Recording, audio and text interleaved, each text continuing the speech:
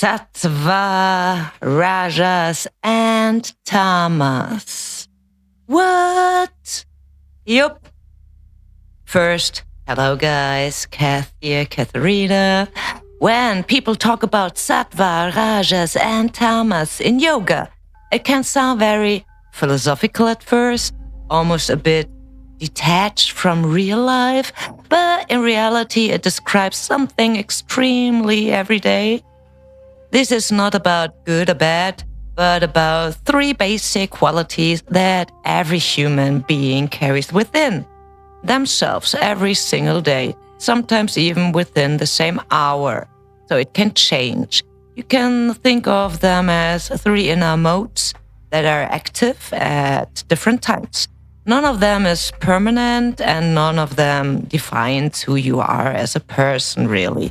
They constantly shift depending on how you live, what you eat, how you think, how you work, and how you sleep. Yep, everything can influence it. Sattva is a state many people recognize from good moments in life. You wake up after a good night's sleep or nap, your mind feels clear, calm, nothing feels heavy or tight.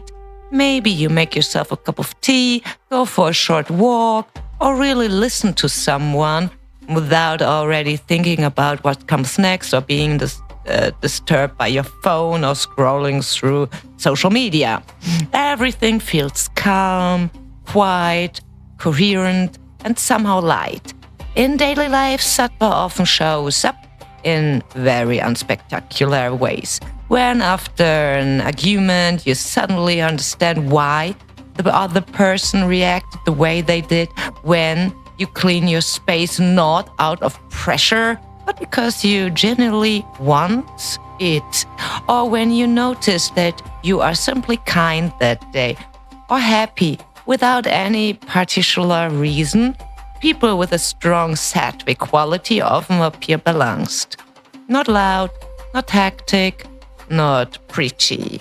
As teachers, they are usually present, they listen, explain clearly, and don't apply pressure. They often attract students who truly want to learn, not to impress, but to understand. Students who ask questions, reflect, and may be quiet at times, but deeply attentive. Rajas. Rajas is the complete opposite of stillness. It is energy, movement, willpower, ambition. Rajas is the alarm clock that pulls you out of the bed, the demanding job, the drive to improve, to move forward, to achieve something. Also, when the ego is really ongoing and you do a lot of selfies and stuff like that. In everyday life, Rajas is everywhere. When you have 3 to-do lists, 5 tabs open, reply to messages at the same time and still feel like, oh, you should be doing more and there's something more to do. When you work out, not to feel your body, but to burn calories, to look nice and sexy. When your mind never truly becomes quiet. Rajas is not really bad. Without Rajas, nothing would happen. No project, no growth, no learning. But too much of it leads to restlessness, irritability, and stress. Rajas-driven teachers are often very charismatic, motivating, energetic, sometimes even pushy. They attract students who want performance, fast transformation, quick results. This can be incredibly inspiring, but it can also lead to burnout if no one ever slows things down. We usually become aware of tamas when we have allowed it for too long. Let's move on to tamas. That feeling of not being able to get out of bed in the morning. Everything feels heavy, sluggish, gray, not necessarily sad, more numb. Tamas shows up in daily life as procrastination, endless scrolling, junk food, too much sleep, or not enough movement. Thoughts like whatever, or it doesn't matter anyway, or I don't care about them or that belong here too. Tamas is not only negative. After illness, grief, or extreme phases, the body sometimes needs exactly that. Withdrawn from the outer world, slowness, protection, a safe space. Tamas become problematic when it turns into a habit, when we constantly numb ourselves instead of looking honestly at what is going on.